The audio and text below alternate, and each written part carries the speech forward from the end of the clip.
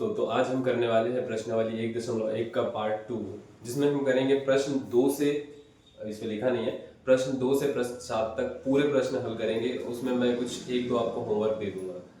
तो वीडियो थोड़ा सा लंबा हो सकता है, लेकिन उसमें बने रहना ताकि सारे क्वेश्चन आप कर पाओ और बोर्ड में सारे क्वेश्चन लिख पाओ। क्वेश्चन नंबर 2, अब मैं शॉर्ट फॉर्म में लिखूंगा, बुक में लिखा है कि इसके ना दो संख्या है LCM और HCl ज्ञात कीजिए एवं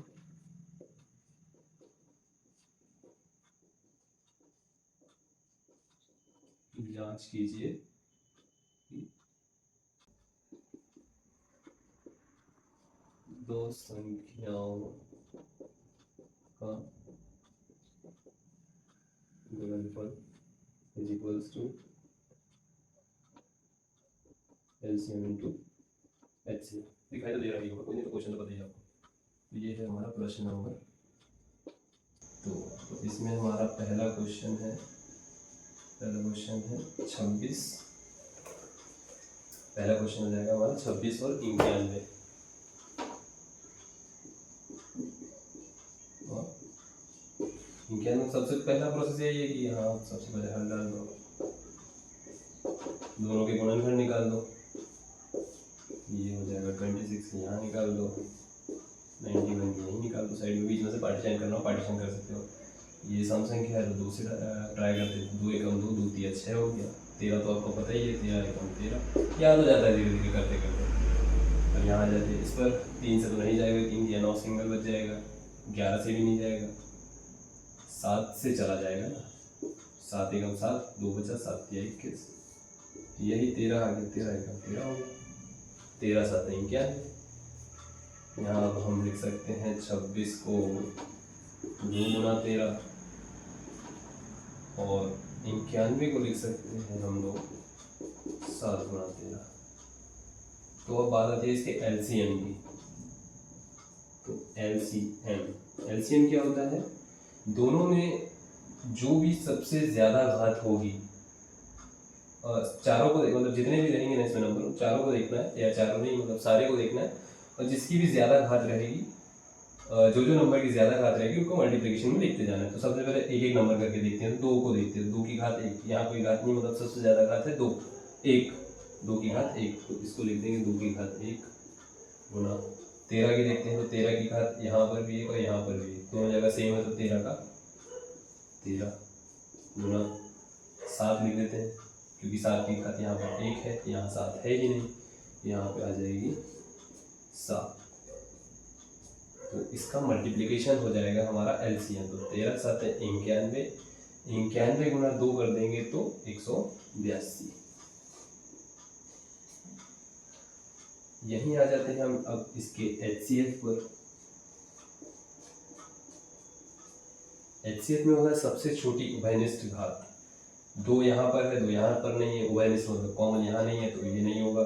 13 यहाँ पर है, 13 यहाँ पर है, 13 13 सेम है, एक घात समान है, मतलब 13, और 7 यहाँ है, यहाँ नहीं है, तो सिर्फ 13 आ जाएगा। ये हो जाएगा इसका HCF, सीधा छोटा शॉर्ट फॉर्म। अब आगे बढ़ते हैं प्रश्न के।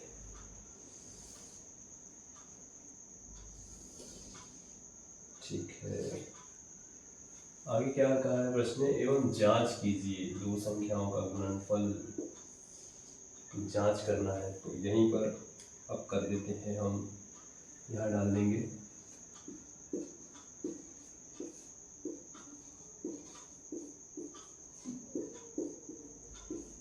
उत्तर की जांच।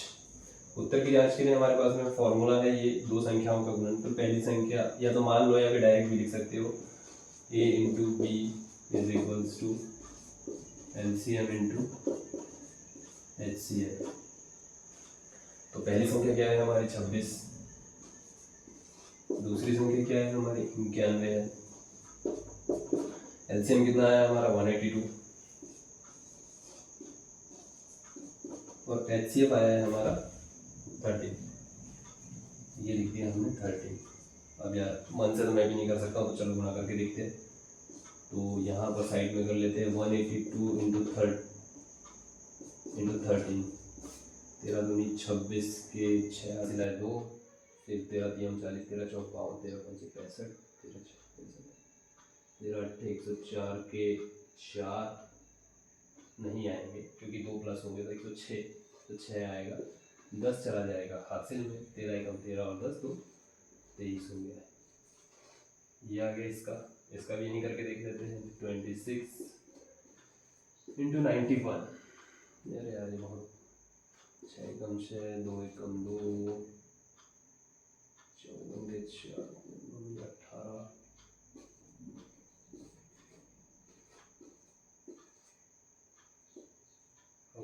शिट, ये आ जाएगा 3 और ये आ जाएगा 2। तो ये देखो भाई, ये आ गया दोनों साइड सेम आंसर।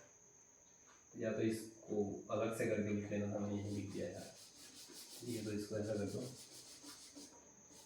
क्या आया था 2 3 6 6 इक्वल्स टू 2 3 6 6। तो लास्ट में आप ये लिख सकते हो कि उत्तर की जांच से पता चलता है कि ये हमारा आंसर सही है, या फिर यहाँ पर लिख दो LHS equals to RHS hence proved. HP का मतलब होता है हैंस प्रूव्ड। पर हाँ, यदि अगर बोर्ड में लिखना चाहो तो ये लिख सकते हो कि उत्तर की जांच से ये सिद्ध होता है कि इन दोनों का जो भी HCF और LCM आया है ये यही है, ये दोनों, तो ऐसा भी कर सकते हो। तो स्क्रीनशॉट ले लो इसका। अब आ जाता है हमारा प्रश्न 2, जिसमें हमारे पास पहला नंबर है 510 और दूसरा नंबर आ जाएगा हमारे पास में 92। तो इसको हल करते हैं तो वही है, सबसे पहले हमको यहाँ हल लिख कर इन दोनों के निकाल लेने हैं गुणनखंड। पहले 510 के निकाल लेते हैं, यही साइड में निकाल लेते हैं 92 के भी। तो 2 से शुरू करते हैं, सबसे छोटे से। 2 दूनी 4, 1 बच गया, 2 पंचे 10, 2 पंचे 10, 3 पे आ जाते हैं क्योंकि यहाँ पे आखिरी में जानते हो। 3 8 है 24, 3 5 है 15, फिर आ जाते हैं 3 पर। तो 3 से नहीं जाएगा क्योंकि 3 दूनी 6 हो जाएगा, 2 बचेगा, फिर 25 आ जाएगा तो नहीं जाएगा।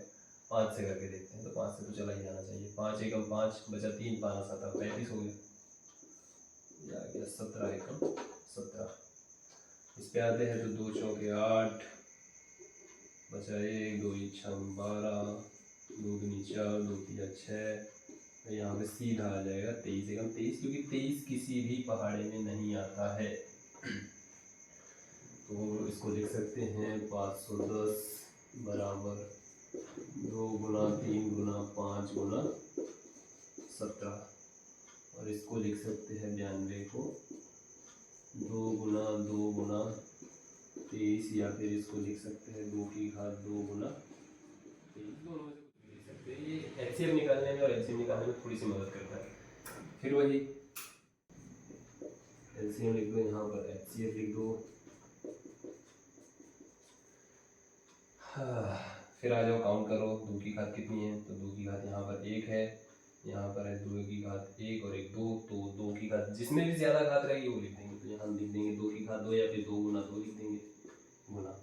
फिर आ जाएंगे 3 पर, तो 3 की घात 1 यहाँ पर है, यहाँ पर तो नहीं है, यहाँ लिख देंगे 3। फिर आ जाएंगे 5 पर, 5 की घात 1 यहाँ है, इधर नहीं है, तो 5 की घात 1 मतलब 5। फिर आ जाएंगे हम 17 पर, 17 भी लिख देंगे क्योंकि 17 यहाँ नहीं है, 17 की घात 1 यहाँ पर है, ठीक है 17। फिर आ जाएंगे हम 23 पर, 23 की घात 1 है, तो ये तो बहुत बड़ा मल्टीप्लिकेशन हो गया यार, सारा ही आ गया क्या, 2 कम करके मल्टीप्लिकेशन करना पड़ेगा, ठीक है। तो इसका मल्टीप्लाई आप कर लेना, मुझे कैलकुलेटर लग जाएगा यार, या फिर कैलकुलेटर भी करूँगा टाइम लग जाएगा। अब आते हैं हम HCF पर। HCF में होता है कि जो भी कॉमन घात जो रहेगी वो हमारा HCF हो जाता है। तो यहाँ पर 2 की घात 1, यहाँ भी 2 की घात 1 कॉमन है, बाकी यहाँ पर 3 है, यहाँ 3 नहीं है, यहाँ पर 2 की दूसरी घात नहीं है, यहाँ 5 है, यहाँ 5 नहीं है, यहाँ पर 23 है, यहाँ 23 नहीं है, यहाँ 17 है, यहाँ पर 17 नहीं है, 2 की घात 1 आ गया कॉमन, तो ये हो गया हमारा HCF। ठीक है, HCF LCM निकालना पड़ेगा। फिर वही यहाँ आ जाते हैं हम उत्तर की जांच।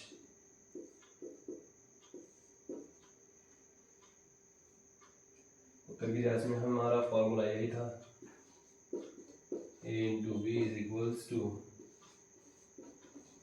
LCM into HCF। तो A है हमारा 510 गुना B है हमारा 92। मैं लिख देता हूँ ना ताकि आपको इजीली समझ में आ जाए। और LCM तो हमारा आया ही नहीं अभी ना, LCM मेरा 2। एक काम करता हूँ, LCM कैलकुलेटर से निकाल लेता हूँ, लेकिन आपको तो कैलकुलेटर नहीं मिलेगा तो आप कैलकुलेट करो।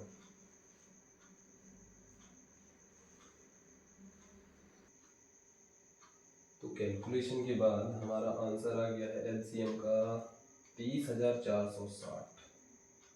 काफ़ी बड़ा आंसर है। देखो साइंटिफिक कैलकुलेटर है, इंजीनियर भाई।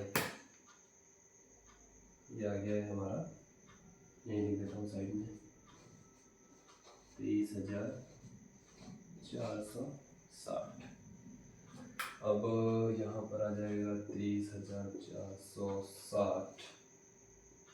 फिर अब हम इसका मल्टीप्लाई करके देख लेते हैं फिर से। यहाँ पर 23,460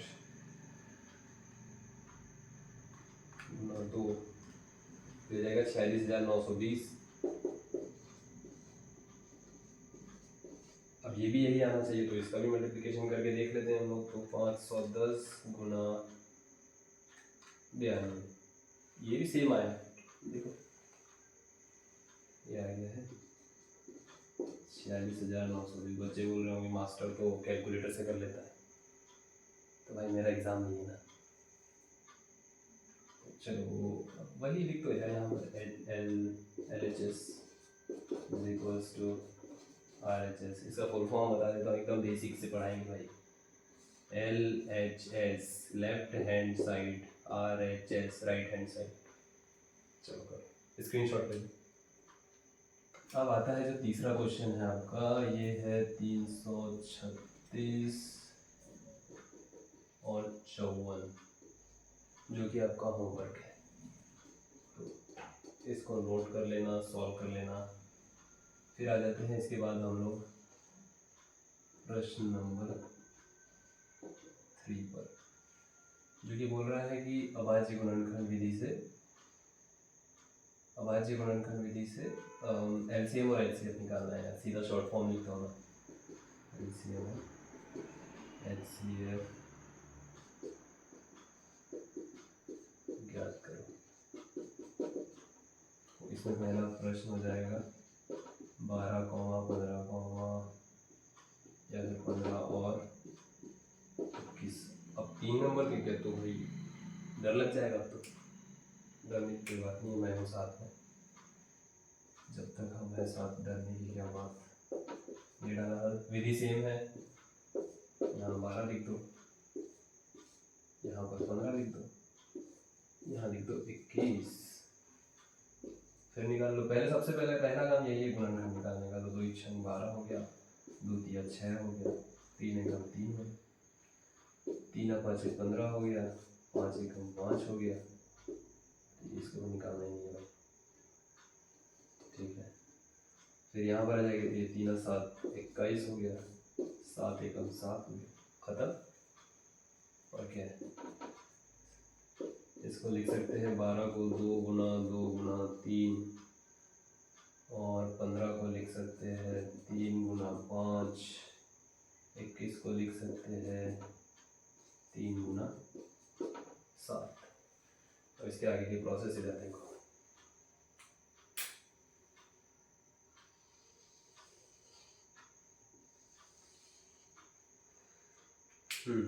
तो सबसे पहले हम निकाल लेंगे LCM में बताया गया है कि जो भी सबसे ज़्यादा घात रहेगी नंबर की वो हमें ले लेनी है। तो यहाँ पर हम 2 से स्टार्ट करेंगे। तो 2 की घात 1 और 1 2 हो गई, और कहीं है क्या 2 की घात ज़्यादा है ही नहीं, तो 2 की घात 2। यहाँ पर लिख देंगे हम 2 की घात 2, या 2 × 2 भी लिख सकते हैं उसको। फिर आ जाते हैं 3 पर, यहाँ भी 3 की घात 1, यहाँ भी 3 की घात 1, यहाँ भी 3 की घात 1, तो कोई भी ले लो, तो 3 की घात 1। फिर उसके बाद है हमारे पास में अगला नंबर ये हो गया। अब 5 की घात 1, और कहीं है क्या, नहीं है, तो 5 की घात 1 आ जाएगी। अब आ जाते हैं हम, 3 हो गया, 5 हो गया, 2 हो गया, अब 7 पे आ जाते हैं। 7 की घात 1, और कहीं है क्या, नहीं है, 7 की घात 1 मतलब 7 लिख देंगे। फिर इसको कर देंगे मल्टीप्लाई, तो 2 दूनी 4, ऐसा लिख दो इसको 4, 3 और 5 15, और ये लिख दो 7। फिर इसका मल्टीप्लाई कर दो। मैं तो कैलकुलेटर वाला हूँ, मैं इंजीनियर हूँ, तो मैं तो टाइम बचा ही लूँगा। 420, ये तो तुम्हारा वाला नंबर हो गया, 420। अब आ जाते हैं हम HCF पर। तो HCF होती है कॉमन घात। कितना कॉमन है देखो, यहाँ 2 है, यहाँ 2 नहीं है, यहाँ भी 2 नहीं है, कुछ कॉमन नहीं। तीनों में कॉमन होना चाहिए, 2 में नहीं चलेगा। ये 3, ये 3, ये 3, ये तो 3 कॉमन आ गया, तो ये 3 तो लिख ही दो यहाँ पर। और कुछ कॉमन है क्या, 5 नहीं है, 7 नहीं, तो ये हो गया। अब इसमें हमें उत्तर की जांच तो करने के लिए नहीं बोला गया है, पर यहाँ पर एक काम करो, रफ वर्क डाल दो। कई लोगों को भी रफ की स्पेलिंग नहीं आती हुई, ROUGHWOR के वर्क, रफ वर्क। यहाँ पे रफ वर्क में ये करना ये है कि एक बार फिर भी, भले नहीं बोला है क्वेश्चन है, पर जांच कर लेना चाहिए। तो यही था हमारा। अब 3 नंबर आ गए, तो A B और C ले लेते हैं इसको, A B C। तो ले लिया हमने, A गुना B गुना C बराबर LCM इंटू HCF। तो लिख दो सारी संख्या, 12 15 21, तो 12 गुना 15 गुना 21। LCM है हमारा 420, जो कि आप लोगों का नंबर है 13 ही है भाई, 13 ही है। और HCF है हमारा 3। तो इसको मैं मल्टीप्लाई कर लेता हूँ अपने कैलकुलेटर से। तो 12 गुना 15 गुना 21, 3780, 3780। अब ये भी यही आना चाहिए, तो 420 गुना 3, ये तो आ गया हमारा 1260। ये तो बराबर नहीं है।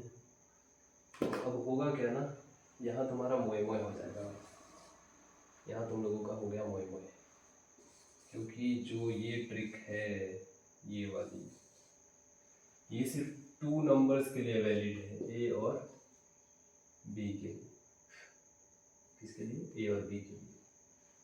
A B और C 3 के लिए वैलिड नहीं है। तो क्या कुछ चीज़ें वर्क करके बतानी पड़ती है, इसलिए मैंने ये आपको बताया। सरप्राइजिंग था हालांकि। तो ये यहाँ लिख देता हूँ मैं, रॉन्ग मेथड, ऐसा नहीं लिखता हूँ, हाँ लिख देता हूँ ना।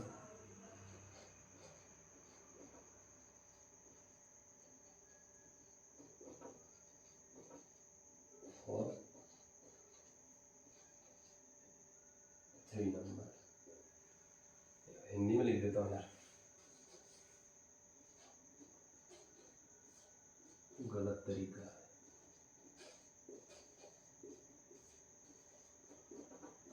किसके लिए,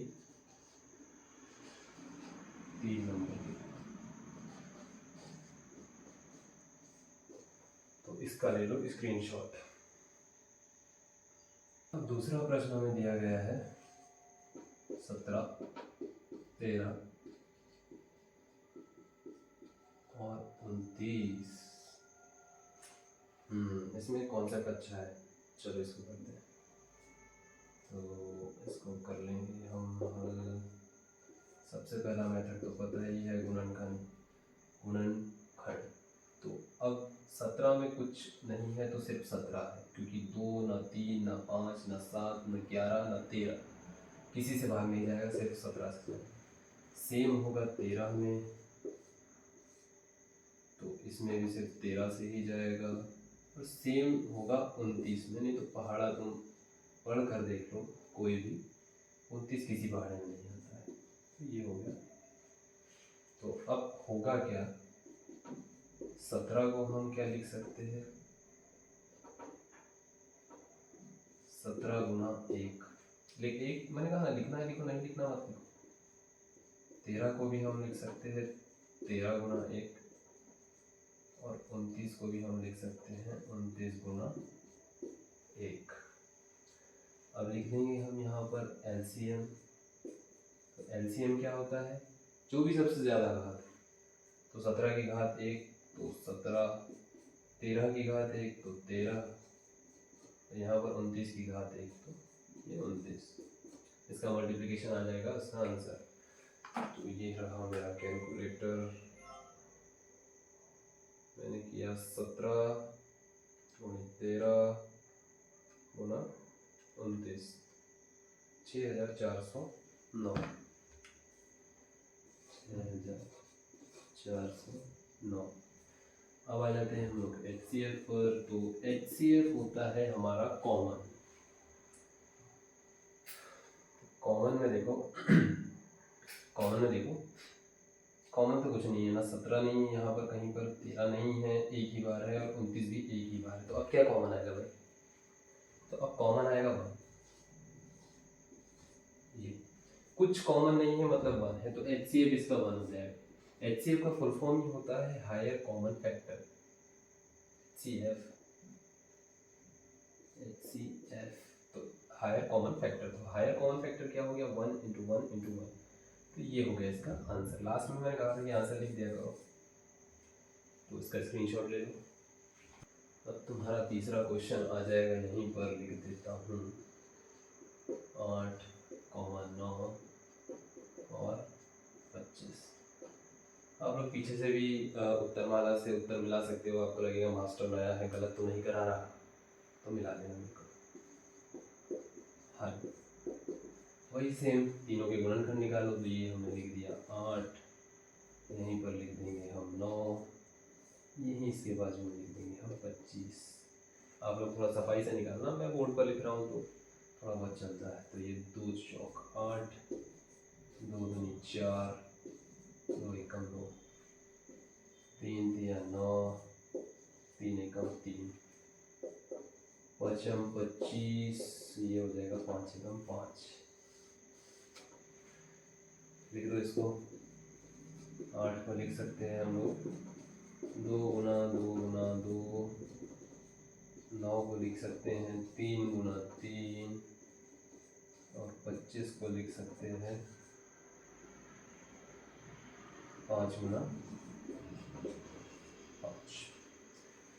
अब LCM की बात आ रही है हमारी। तो LCM होता क्या है, सबसे बड़ी घात हमें लेनी है किसी भी नंबर की। तो ये हो गया 2, तो इसको हम लिख सकते हैं 2 की घात 3 गुना 1, 3 की घात 2 गुना 1, 5 की घात 2 गुना 1। आई होप इतना तो आ ही गया होगा सभी लोगों को कि 5 इंटू 5 लिखा है तो 5 की पावर 2 या 5 की घात 2 इसको लिख सकते हैं। तो LCM, अब सबसे बड़ी घात चूज करना है हमको। यहाँ पर 2 की सबसे बड़ी घात इन तीनों में कौन सी है, 2 की घात 3 है, लिख दो 2 की घात 3। उसके बाद 3 की घात सबसे बड़ी घात 3 की घात 2 है, 3 की घात 2। 5 की सबसे बड़ी घात है 5 की घात 2, और 1 तो 1 है, 1 तो कुछ भी मल्टीप्लाई करो एक ही आएगा। अब इसका मल्टीप्लिकेशन कर लेते हैं। तो हो जाएगा 8 गुना 9 गुना 25 इक्वल्स टू आ जाएगा आंसर। तो इसका कर लेते हैं मल्टीप्लिकेशन। तो ये हो जाएगा 8 गुना 9 गुना 25, तो ये आ जाएगा 1800। एलसीएम आपका हो जाएगा 1800। फिर आ जाता है वही बात same, HCF higher common factor. तो कुछ भी कॉमन नहीं है सिवाय 1 के यहाँ पर भी, तो इसका हायर कॉमन फैक्टर हो जाएगा 1। तो ये हो गया हमारा आंसर। तो आप लोग इसका भी स्क्रीनशॉट ले लो। अब प्रश्न नंबर 4 हो जाएगा आपका, बुक में क्या दिया हुआ है, HCF दिया है, इसका दिया है 306 और क्या है 657, कितना दिया है 9। इसके बाद में दे दिया है हमें एलसीएम इन्हीं दोनों का 306 और 657 कितना दिया हुआ है। अच्छा ज्ञात करना है हमें, अच्छा ये हमें ज्ञात करना है।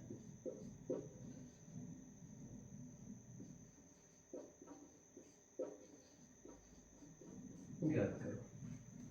तो अब आ जाते हैं हम हल पर। अब जब बोर्ड का पेपर होगा ना तो सबसे पहले लिख दो, जैसे कोई भी क्वेश्चन दिया तो उसमें सबसे पहले लिख दो दिया है, जो भी प्रश्न में दिया सब लिख दो। फिर उसके बाद में लिख दो कि ज्ञात करना है, तो क्या ज्ञात करना है, तो ये एलसीएम ज्ञात करना है। एलसीएम ज्ञात करना है, हमको पता नहीं, तो अब हम हल कर रहे हैं। चूंकि हमें पता है कि जो फॉर्मूला होता है, सबसे पहले हम मान लेते हैं, माना a इज इक्वल्स टू 306, या फिर माना की जगह लिख सकते हैं प्रश्नानुसार। यहाँ लिखते हैं प्रश्नानुसार। प्रश्नानुसार क्या दिया है, a इज इक्वल्स टू 306 और b बराबर हो जाएगा 657। अब हमारे फॉर्मूले के अनुसार, क्योंकि a into B is equals to LCM गुना HCF। अब हमें निकालना है LCM, ठीक है। तो अब हम सबको पक्षांतर करते आता है, तो हम HCF का पक्षांतर कर देंगे इधर। तो ये है गुणा में, तो गुणा में है तो ये चला जाएगा बटे में। तो हम इसको लिख सकते हैं a गुना b बटे HCF is equals to LCM। इसको इस तरफ भी लिख सकते हैं कि बराबर में है तो कोई फर्क नहीं पड़ता है इससे, तो ऐसा लिख देते हैं हम लोग इसको LCM is equals to a गुना b बटे HCF। अब यहाँ पर लिख देते हैं इसके आगे का, ये डिटेल मेथड बता रहा हूँ, शॉर्ट आएगा तो शॉर्ट में करना आप लोग। मान रखने पर, अभी मान रखने पर की जगह आप लोग ये लिख सकते हो a b और HCF का मान रखने पर, तो ये लंबा हो जाएगा। ज्यादा नंबर में आया तो हमें भर भर के लिखना है बस। इस टाइप के नंबर काउंट होते हैं। तो देखो LCM इज इक्वल्स टू हो जाएगा, a क्या दिया हुआ है हमारा 306 ना, b क्या दिया हुआ है 657 और HCF दिया हुआ है हमारा 9। अब यहाँ हम कर देंगे LCM इज इक्वल्स टू, अब 9 से इसको काट दो, 3 से काट दो तो 3 तिया 9 हो जाएगा, 3 एकम 3 0, 3 दूनी 6, फिर 3 बच गया तो 3 एकम 3, यहाँ 3 तिया 9, 3 चौक 12। काट के बता रहा हूँ वैसे, इतना नहीं करता मैं। अब बच गया हमारे यहाँ पर 34 गुणा 657। कर लो इसका मल्टीप्लिकेशन और मिल जाएगा आपको आंसर। तो चलो करते हैं, 334 गुना 657, 34 गुना 657, 22,338, 22,338। अब हमने इस मेथड से सॉल्व किया, इस मेथड से, इतनी बड़ी ये मेन फॉर्मूला था हमारा। इसके बदले हम लोग क्या कर सकते थे, इसके बदले भी हम कर सकते थे, बट हमें फॉर्मूला इजी पड़ता है। इसके अगर ये नहीं आता हमें तो हम क्या करते, ये दोनों नंबर लिखते, ऐसे दोनों का गुणनखंड निकालते, फिर दोनों के गुणनखंडों को, अभाज्य गुणनखंडों को जो भी आता है उसको लिखते, फिर ऐसा लिखते, फिर सबसे बड़ी घात चुनते इन दोनों में से और फिर लिख कर फिर उसका मल्टीप्लिकेशन करते। तो एलसीएम ऐसे किया जाता हमारा। दो मेथड है। अब मेथड यदि एग्जाम में मेथड दी रहेगी तो मेथड से करना, अगर कहा कि फॉर्मूले से करो तो फॉर्मूले से करना, तो कुछ नहीं दिया रहा तो भाई तुम्हें जो इजी लगे उससे कर देना, हमें तो आंसर से मतलब है। ठीक है, तो स्क्रीनशॉट ले लो इसका। तो अब आ जाते हैं हम हमारे क्वेश्चन नंबर 5 की तरफ, प्रश्न 5, जो क्या कह रहा है हमसे, क्या किसी प्राकृत संख्या n के लिए संख्या 6 की घात n अंक 0 पर समाप्त हो सकती है? हो सकती है, क्वेश्चन है कि क्या हो सकता है ऐसा। तो देखो अभी इसका कॉन्सेप्ट समझा देता हूँ मैं। किसी भी संख्या को, मतलब n कुछ भी हो सकता है, तो किसी भी संख्या को 0 पर समाप्त होने के लिए क्या चाहिए, 2 गुना 5, मतलब कि 2 गुना 5 मतलब कि 10 चाहिए, 10 चाहिए। तो देखो अब इसमें हमें सिद्ध करना पड़ेगा कि जो ये 6n है, मतलब 6n अभी छोड़ देते हैं, 6 जो है इसको हम लिख सकते हैं 2 गुना 3। अब इसके ऊपर चढ़ी है पावर n, मतलब कि 6 की घात n है, मतलब 2 गुना 3 की घात भी हम n लिख सकते हैं। अब इसमें होगा क्या कि ये है 2 गुना 3 और हमें चाहिए 2 गुना 5, जो कि इसमें है नहीं। तो हमारा आंसर हो जाएगा कि जो भी प्राकृत संख्या n है उसको हम 6 की घात यदि n रही तो वो कभी 0 पर समाप्त नहीं हो सकती। मतलब कोई भी संख्या यहाँ पर आ जाए n, यदि एक बार प्रैक्टिकल करके देख लेते हैं, जैसे 6 है, 6 की घात n, तो n इज इक्वल टू होगा 1 2 3 4 5, कुछ भी हो सकता है इन्फिनिटी तक। ठीक है, तो 6 की घात n है, तो सबसे पहले 6 की घात 1 रख कर देख लेते हैं, तो ये 6 हो जाएगा।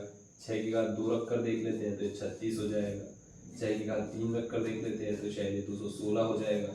तो ऐसा, तो ये 0 पर कभी भी एंड नहीं होगा, कभी नहीं होगा। तो ऐसा हम इसको कह सकते हैं, क्योंकि 0 पर एंड होने के लिए हमें 2 गुना 5 चाहिए, और 5 इसमें है नहीं, 3 है, हमें 5 चाहिए क्योंकि 10 बनना चाहिए लास्ट में ना, 0 बनना चाहिए, तो ये नहीं हो सकता। तो इसका कॉन्सेप्ट था, थ्योरी अभी मैं लिख कर आपको दे देता हूँ, यदि आप कॉन्सेप्ट का स्क्रीनशॉट लेना चाहें तो ले सकते हैं। तो अब आ जाते हैं हम इस प्रश्न की थ्योरी पर कि इसको लिखना कैसे है एग्जाम में।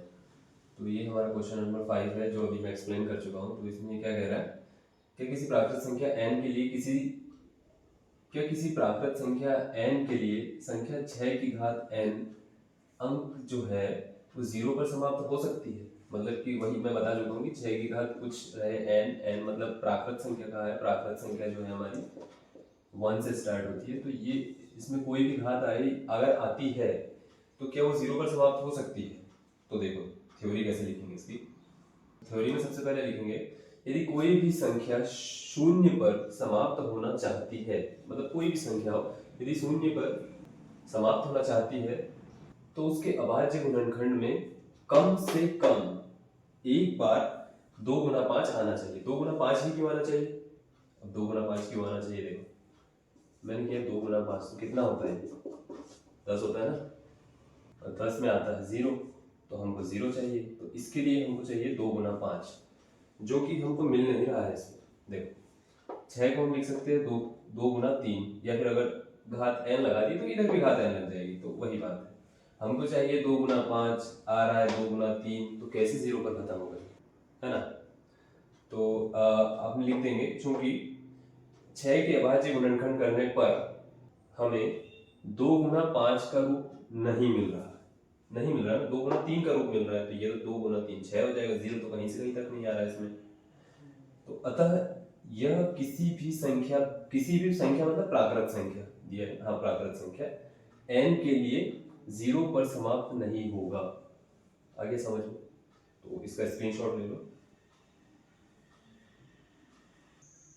तो अब आ जाते हैं हम हमारे प्रश्न नंबर 6 की ओर, जो क्या कह रहा है, व्याख्या कीजिए कि 7 गुना 11 गुना 13 धन 13 और 7 गुना 6 गुना 5 गुना 4 गुना 3 गुना 2 गुना 1 धन 5 भाज्य संख्याएं क्यों है। अब क्यों है भाज्य संख्या, पहले ही बता चुका हूं कि जो भाज्य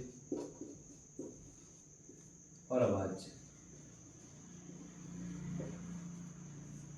इनका क्या रोल है। देखो जो अभाज्य संख्याएं होती है वो सिर्फ खुद से डिवाइड होगी, जैसे कि 2 है तो ये खुद से होगा और 1 से होगा, मतलब कि इसके 2 से ज़्यादा गुणनखंड नहीं होने चाहिए।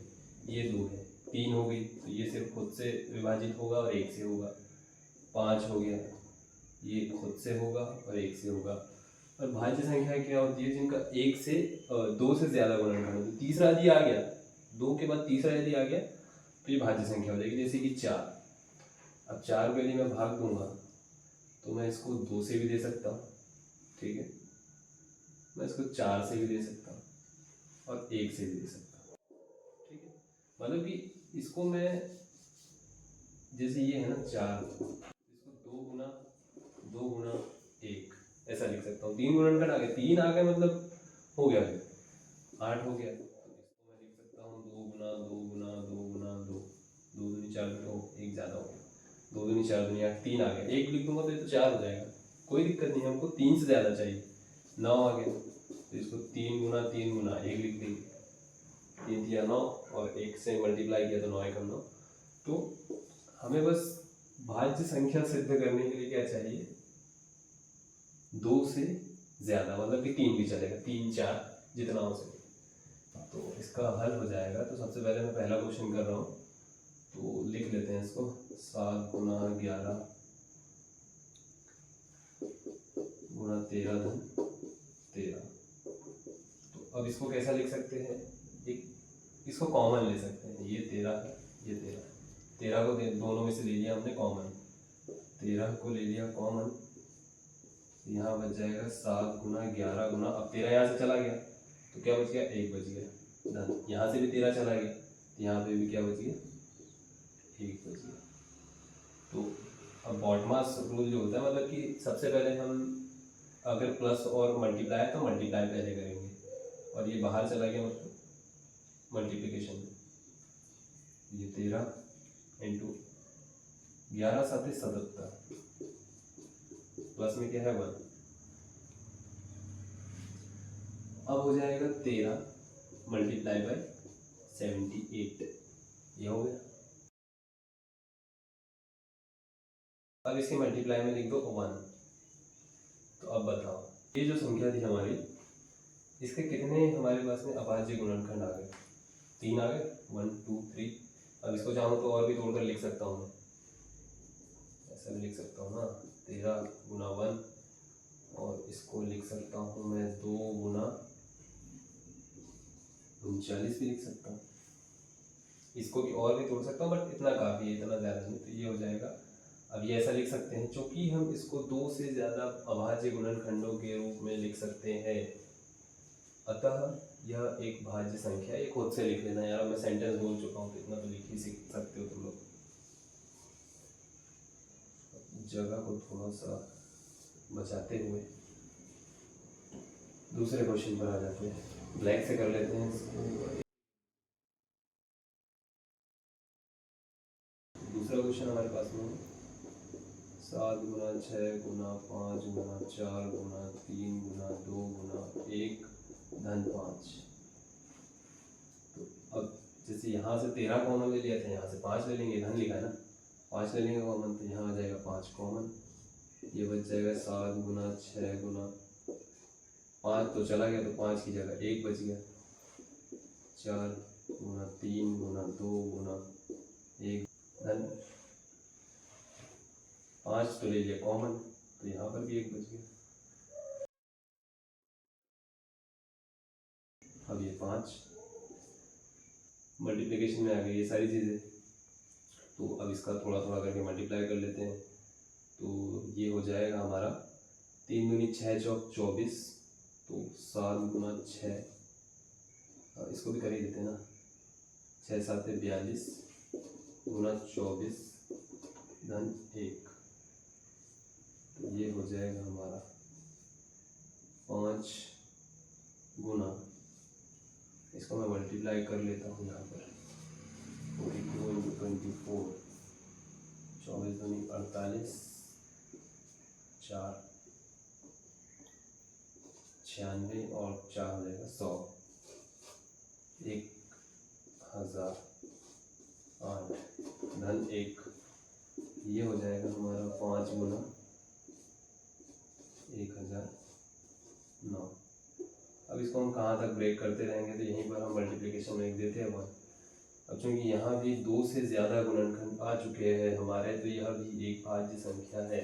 यहाँ पर अतः करके यहाँ पर भी या आंसर डालकर लिख सकते हो कि यह जो संख्या हमें दी गई है 7 गुना ये जो भी है, इसको हम 2 से ज़्यादा अभाज्य गुणनखंड के रूप में लिख सकते हैं। इसको इन रूप में और इसको इस रूप में हम लिख सकते हैं। अतः यह एक भाज्य संख्या है, या यह दोनों एक भाज्य संख्या के अंतर्गत आती है। इसको मिटा देता हूँ।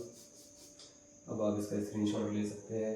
अब आ जाते हैं हम हमारे क्वेश्चन नंबर 7 और last but not the least question पर।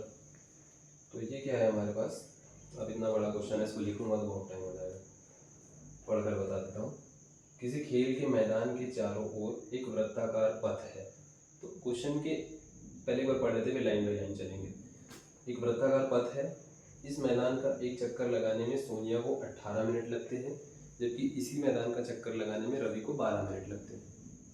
ठीक है, मान लीजिए वे दोनों एक ही स्थान से और एक ही समय पर चलना प्रारंभ करके एक ही दिशा में चलते हैं। ठीक है, एक ही दिशा में चल रहा है।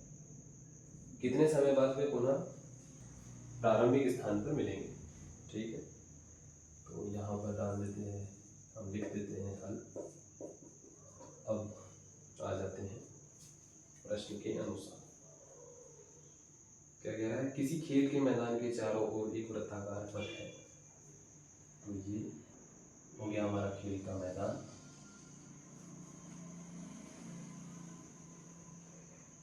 ये हो गया उसके चारों ओर एक वृत्ताकार पथ। ठीक ठीक है।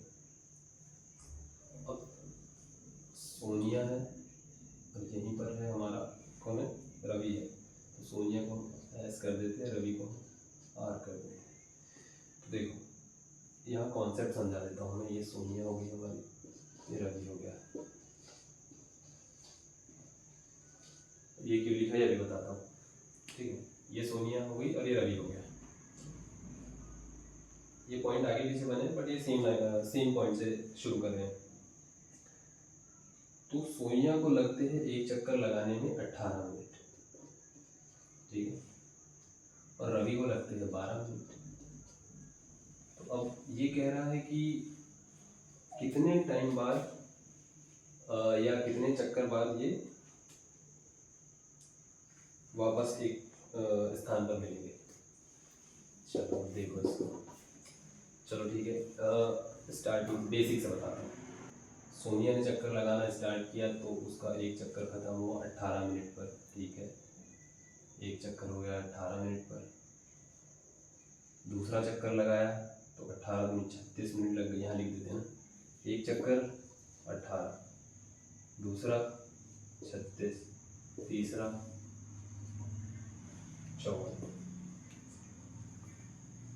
अब रवि पर आ जाते हैं। रवि ने एक चक्कर लगाया 12 मिनट, रवि ने दूसरा चक्कर लगाया 24 मिनट, रवि ने तीसरा चक्कर लगाया 36 मिनट। और आगे जाना चाहते हो तो और आगे चले जाओ कि भाई सोनिया ने चौथा चक्कर लगाया 72 मिनट, मतलब 72 मिनट। रवि ने चौथा चक्कर लगाया 48 मिनट। तो हमसे पूछा गया कि सबसे पहली बार कहाँ मिलेंगे। तो यहाँ देखो दोनों में 36 आ रहा है कॉमन, मतलब कि ये 36 मिनट बाद रवि भी घूमकर यहीं होगा। रवि 2 बार घूम चुका होगा, ओ सॉरी रवि 3 बार घूम चुका होगा ना। 12 12 दूनी 24, 12 दिए 36। और सोनिया घूम चुकी होगी 2 बार, क्योंकि उसे 18 मिनट टाइम ज़्यादा लग रहा है। ठीक है, तो ये इसका कॉन्सेप्ट था। तो इस टाइप के जब भी प्रश्न हमारे पास में आते हैं तो हम इन दोनों का एलसीएम निकाल लेते हैं। ठीक है, तो ये इसका कॉन्सेप्ट था। तो अब यदि हमें पेपर में लिखना रहेगा तो हम कैसे लिखेंगे। यदि हमें आंसर में लिखना रहेगा तो हम लिखेंगे इसको सोनिया को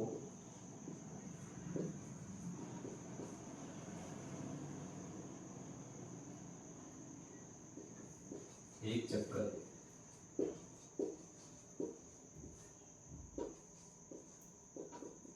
लगाने में लगा समय कितना हो गया, 18 मिनट हो गया।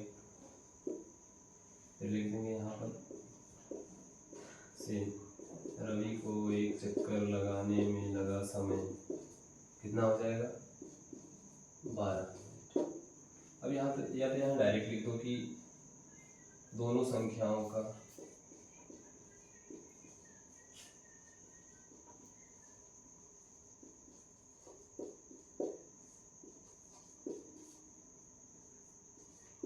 एलसीएम लेने पर, तो सबसे पहले इसके गुणनखंड निकाल देते हैं। तो ये निकाल दिया हमने इसके गुणनखंड 12, ये निकाल दिए 18, 2 6, 2 3 6, 3 एकम 3, 2 9 18, 3 3 9, 3 एकम 3। एलसीएम तो अभी इतने सारे क्वेश्चन हम कर चुके हैं, तो आ ही गया होगा आप लोगों को निकालते हो। इसके आगे का इधर है,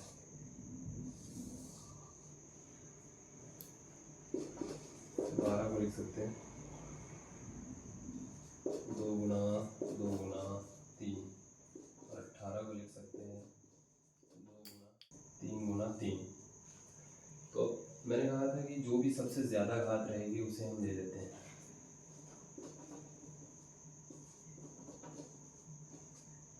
तो अब इसका एलसीएम कैसे लिखेंगे हम? हर संख्या को हम चेक करेंगे, शॉर्ट ट्रिक कह सकते हैं इसे। तो यहाँ 2 से स्टार्ट करते हैं। 2 की घात 2 है, यहाँ 2 की घात 1 है, ज़्यादा कौन सी भी? 2 की घात 2 ले लो। 3 पर आते हैं, 3 की घात 1 है, 3 की घात 2 है, ज़्यादा कौन सी? 3 की घात 2, 3 की घात 2 लिख दो। इसको लिख सकते हैं 2 दूनी 2 की घात 2 मतलब कि 4, 3 की घात 2 मतलब कि 3 या 9।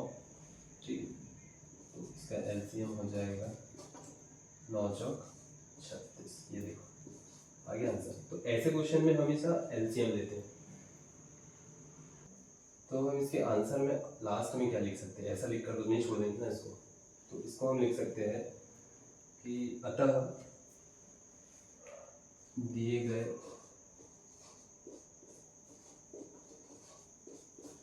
प्रश्न को हल करने के बाद या हल करने से हमें यह ज्ञात होता है, यह ज्ञात होता है कि रवि और सोनिया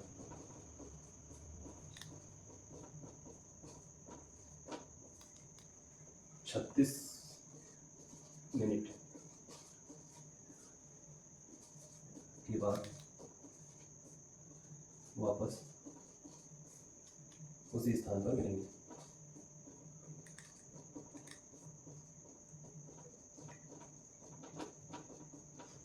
समझ में तो आ जाएगा वैसे। तो ये होगा हमारा हल। तो इसका स्क्रीनशॉट ले लो। ये करने की ज़रूरत नहीं है, चित्र बना दोगे, मतलब डायग्राम बना दोगे, एग्जाम में 2 नंबर मिलेंगे बढ़िया। ऐसा दर्शा भी सकते हो, ऐसा भी कर सकते हो, ऐसा साइड में रफ वर्क करके, और इसको इसके नीचे एक लाइन से कर देना ताकि व्यवस्थित लगे। अब हमारे पास थोड़ी जगह का इश्यू है इसीलिए। ठीक है, तो इसका स्क्रीनशॉट ले लो। तो ये हो गया हमारा अध्याय समाप्त।